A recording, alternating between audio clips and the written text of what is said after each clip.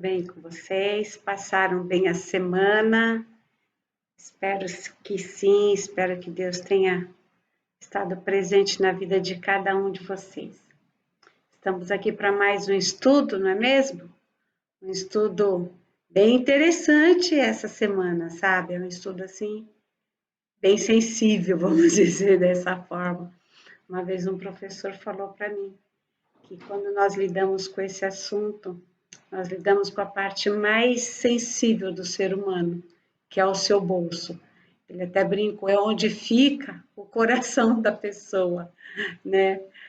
E o nosso estudo sobre hoje é como ficar mais rico, como ser mais fiel a Deus, vamos dizer assim, né? E então nós vamos começar nosso estudo, tá bom? Vamos orar primeiro? Querido e bom Deus, muito obrigada, Senhor, por mais uma vez nós podermos estar aqui para estudarmos a Tua Palavra e descobrirmos aquilo que o Senhor deixou para cada um de nós. Nos ajude a sermos cada dia mais fiéis àquilo que estamos aprendendo. Te pedimos, te agradecemos por tantas bênçãos imerecidas. Em nome de Jesus, amém. O último estudo que nós tivemos, nós falamos sobre um viver saudável, sobre o que comer ou não comer, sobre o que não beber, né? Nós vimos ali algumas regrinhas. Caso você não tenha feito esse estudo, vai lá na playlist, volta lá, que ele vai estar lá para você poder entender melhor este assunto, o que Deus deixou para a nossa alimentação e o que ele deixou que não é para a nossa alimentação. Porque nós vimos ali que muita coisa ele deixou para a limpeza do meio ambiente. Então, essas coisas nós não devemos comer.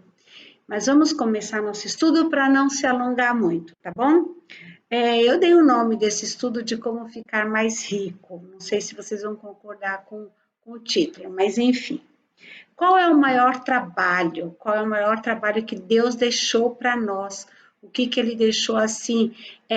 Tá até no imperativo esse trabalho que Deus deixou para nós.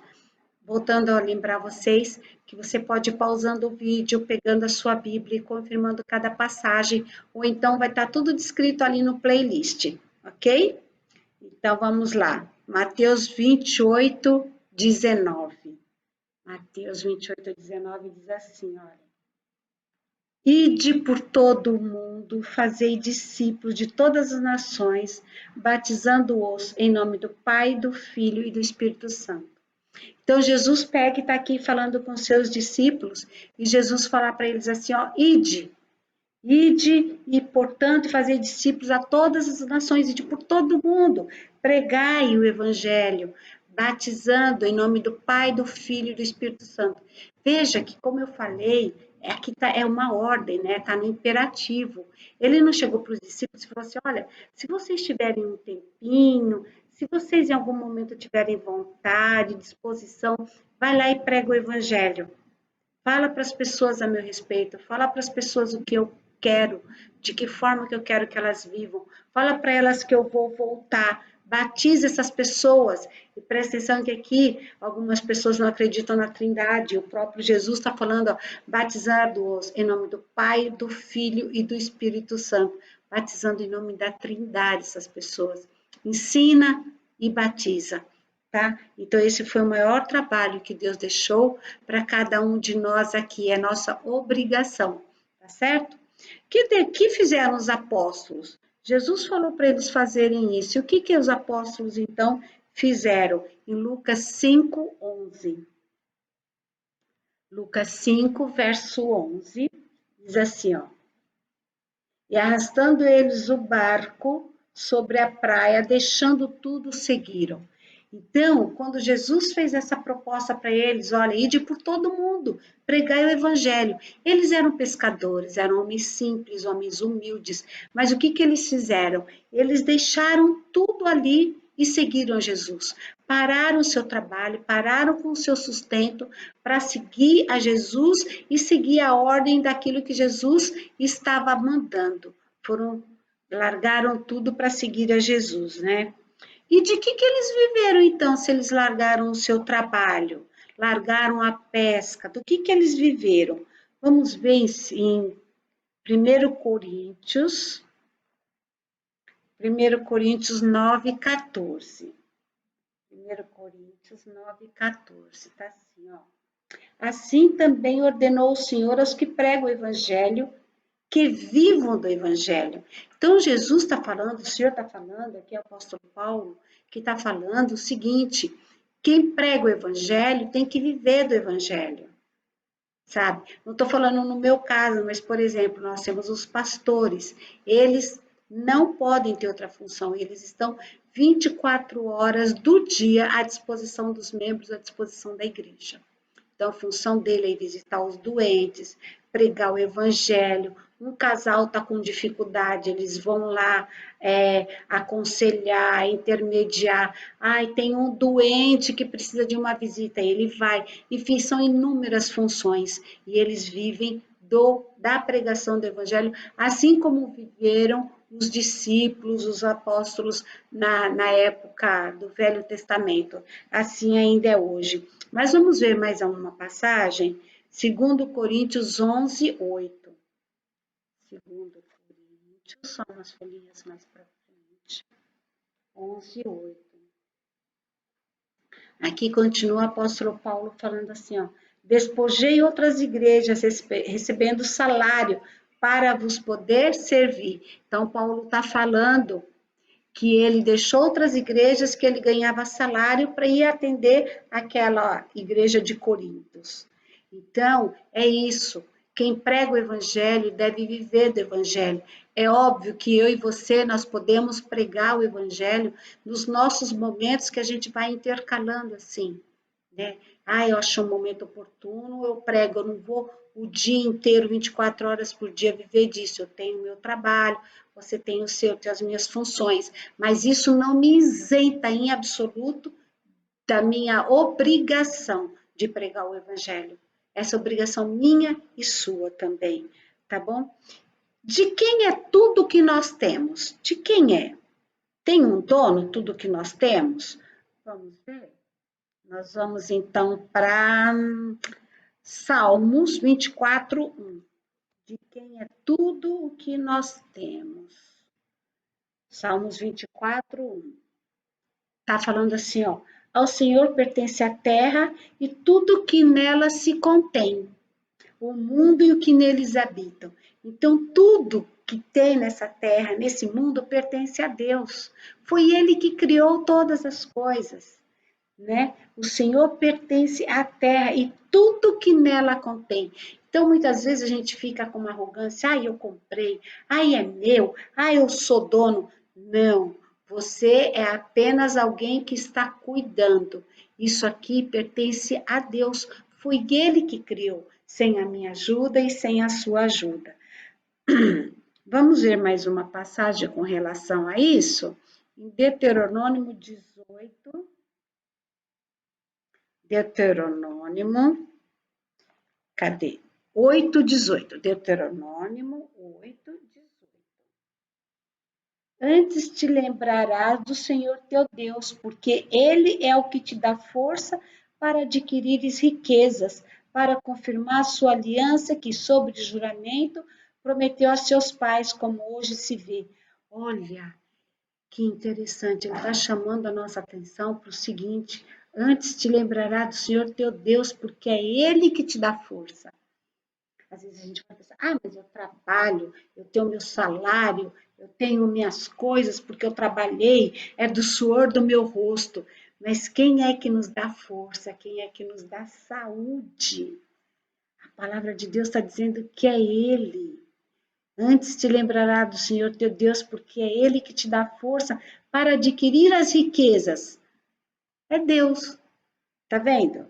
Então não é nada por nós, é por Ele, é pela bondade dEle. Vamos ver. Que parte, então, Deus reservou para si, já que eu sou uma espécie de mordomo? Eu cuido daquelas coisas que Deus está me dando. Como nós vimos também na semana passada, eu cuido do meu corpo, que é o templo do Espírito Santo. Agora nós estamos falando das nossas riquezas, dos bens que nós temos.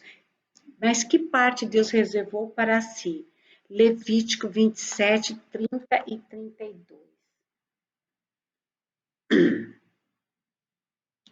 Olha, vai dizer assim: também todas as dízimas da terra, tanto dos cereais do campo, como dos frutos das árvores, são do Senhor. Todas são do Senhor. Se alguém das suas dízimas quiser resgatar alguma coisa, acrescentará a quinta parte sobre ela. No tocante às dízimas do gado e do rebanho, de tudo que se passar debaixo do bordão do pastor, o dízimo será santo ao Senhor. Então, a parte do Senhor é o dízimo. E uma vez eu vi uma pessoa comentando que o dízimo é o quanto que eu quero dar, o quanto que eu posso dar. Veja bem que a palavra dízimo é uma palavra derivada de 10. 10, décima parte, dízimo. Então, não é o dízimo, não é quanto eu quero. O quanto eu quero é a oferta.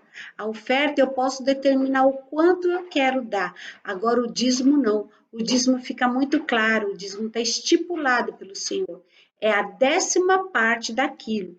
Aqui está falando sobre cereais, gados, essas coisas, porque naquela época aqui não se movimentava dinheiro em espécie, né? Mas é a décima parte do que você ganha, a décima parte do que eu ganho. E olhe que Deus, ele é muito justo nisso, muito justo. Porque para o rico é 10%, para o pobre é 10%. É muito justo. Ele não pede mais para o pobre e nem menos para o rico, ou mais para o rico e menos para o pobre. É igual, é igual. Veja bem que você tem 10, ele te pede uma parte, você fica com 9. Levando em conta que tudo é de Deus, que foi Ele que criou, que a minha saúde é Ele que me dá força para trabalhar. Ele poderia pedir mais, ele poderia falar assim: olha, vamos dividir isso meio a meio. Você trabalha para ter, mas sou eu que te dou tudo, então é metade tua e metade minha. Não. Ele está pedindo a menor parte. Ele pede apenas, vou fazer assim, uma parte. Uma parte, você fica com 9 partes. Percebe? E muitas vezes nós não somos fiéis a ele nessas 9 partes. Tá bom? Mas vamos continuar aqui nosso estudo. Para que é o dízimo? Boa pergunta. Números 18, 21. Números 18, 21. Vamos ver aqui o que diz sobre esse assunto. Aos filhos de Levi, dei todos os dízimos em Israel por herança, pelo serviço que prestam, serviço na tenda da congregação. Se nós formos estudar todo o contexto, a tribo de Levi foi uma tribo que foi separada. Essa tribo, eles não ganharam herança quando entraram lá na Nova Canaã, na Terra Prometida. Essa tribo, todos os membros dessa tribo, eles não trabalhavam num campo, eles não tinham o seu rebanho, não. Eles só trabalhavam, eles viviam, eles foram separados para trabalhar na tenda da congregação, ou seja, no santuário.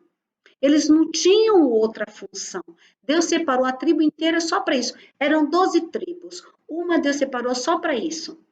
Então, eles precisavam ter um sustento, eles precisavam comer de alguma forma, sustentar suas famílias de alguma forma. E como que era, do que era o sustento deles?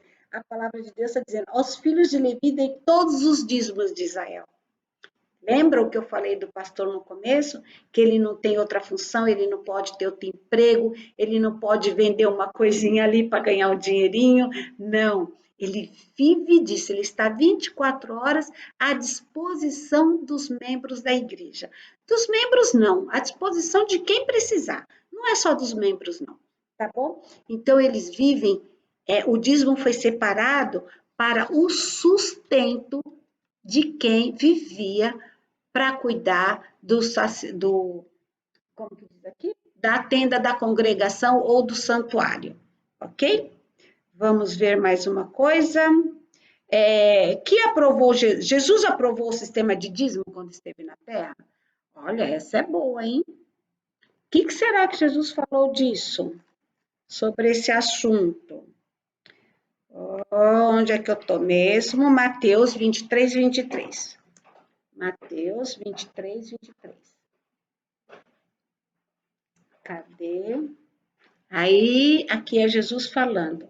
Ai de vós, escribas e fariseus, hipócritas, porque dais o dízimo da hortelã, do endro, do cominho e tendes negligenciados os preceitos mais importantes da terra, da justiça, a misericórdia e a fé. Deveis, porém, fazer estas coisas sem omitir aquelas. Então, Jesus está falando assim: olha, vocês se preocupam tanto com o dízimo, vocês devolvem o dízimo da menor coisa, porém vocês estão esquecendo de ser umas pessoas misericordiosas, pessoas que têm amor pelo seu próximo, pessoas que tenham fé. Vocês têm que fazer isso, ou seja, devolver o dízimo, mas não omitir essas outras coisas. Ou seja, não adianta eu ser uma pessoa que vou lá e devolvo meus 10% fielmente e esquecer de todo um outro contexto, porque a salvação não está à venda. Mas eu tenho que fazer uma coisa sem esquecer da outra. Então não adianta eu fazer uma e deixar de fazer a outra.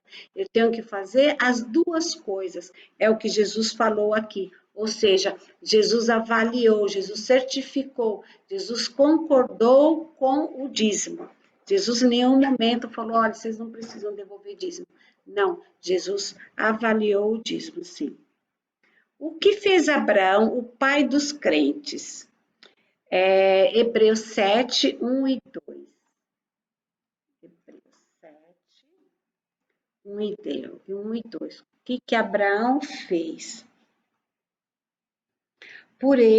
Porque este Melquisedeque, rei de Salém, sacerdote do Deus Altíssimo, que saiu ao encontro de Abraão, quando voltava da matança dos reis e o abençoou, para o qual também Abraão separou o dízimo de tudo. Primeiramente se interpreta rei de justiça, depois que é rei de Salém, ou seja, rei da paz. Então, o que Abraão fez? Abraão havia ido ali para uma situação de guerra para livrar o seu sobrinho Ló. Isso vai estar lá no começo, acho que no Gênesis, essa história. E ali apareceu para ele Melquisedeque, que é o rei de Salém, o rei da paz, que é uma prefiguração do próprio Jesus. E o que Abraão fez? Cismei com Moisés. Não, é Abraão. Abraão foi lá e devolveu o dízimo de tudo que ele tinha, de tudo que ele ganhou. Abraão devolveu. Então, Abraão também foi fiel a Deus, nos dando um exemplo, né? Desde lá no comecinho de toda a história, nós já vemos a fidelidade aos dízimos. O que acontece com muitas pessoas? Ageu 1,6. O que acontece? Ageu 1,6. Olha isso. Tende semeado muito e recolhido pouco. Comeis, mas não chega para fartar-vos. Bebei, mas não dá para saciar-vos. Vestivos, mas ninguém se aquece. O que recebe o salário, recebe-o para pô-lo no saquiel furado. Ou seja, quando nós não somos fiéis a Deus, não rende. O dinheiro não rende. Por quê? Porque não é uma coisa abençoada. Porque nós estamos negligenciando uma ordem de Deus. Ele falou assim: olha, vocês semeiam muito, mas colhem pouco.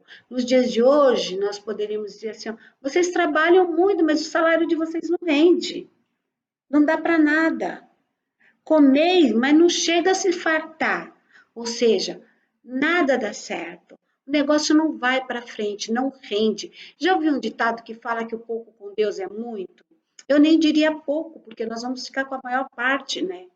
A pequena parte foi a que devolveu para Deus. Não é nem que nós damos. Aqui eu quero chamar a atenção para vocês para isso também, porque muitas vezes falam assim: eu dei o dízimo. Não, nós não damos o dízimo.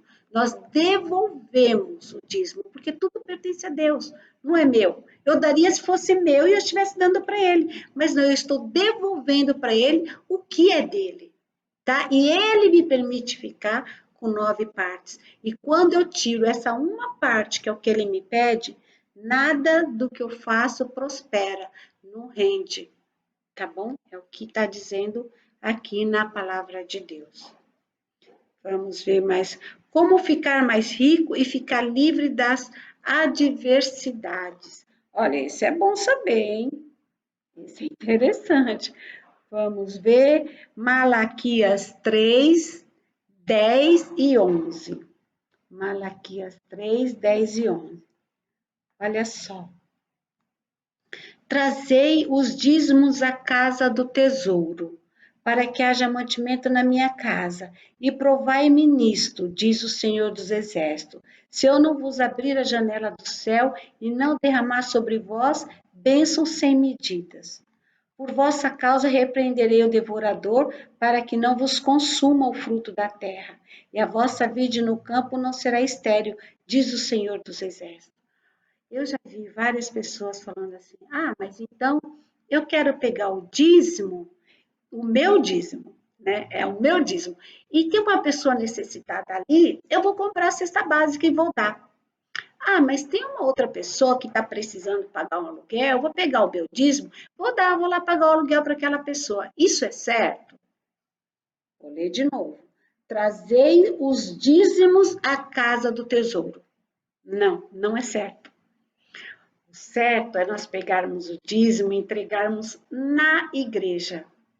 A tua obrigação vai até o momento que você entregou ali. Dali para frente, nada mais te diz respeito. Você foi fiel, você cumpriu o que a palavra de Deus está dizendo. Ó. Trazeis o meu dízimo à casa do tesouro para que haja mantimento na minha casa. E olha, Deus está fazendo para nós um desafio. Você não acredita, você não confia, você não tem fé suficiente para fazer isso? Olha como ele continua falando assim, ó, provai-me nisto. Sabe, então ele está falando assim, traz os dízimos na casa do tesouro, traz os dízimos na igreja e me prova nisso. Faz uma prova comigo, diz o Senhor dos Exércitos, se eu não vou abrir as janelas dos céus e derramar sobre vós bênçãos sem medidas. Bênçãos sem medidas, tá bom? E depois ele continua no 11, falando que ele vai repreender o devorador para que não consuma o fruto. Ou seja, Deus vai te abençoar. Deus vai te abençoar. Se você tem dúvida, conversa com Deus e lança o desafio. É Ele que está falando para desafiar Ele. Me prova. Faz um teste comigo. É Ele que está falando isso. Ele que está te sugerindo isso. Então, se você tem dúvida quanto ao assunto, tenta, faz isso que Ele está sugerindo, tá bom? Como chamarão os vizinhos? Como chamarão os seus vizinhos? Malaquias 3:12.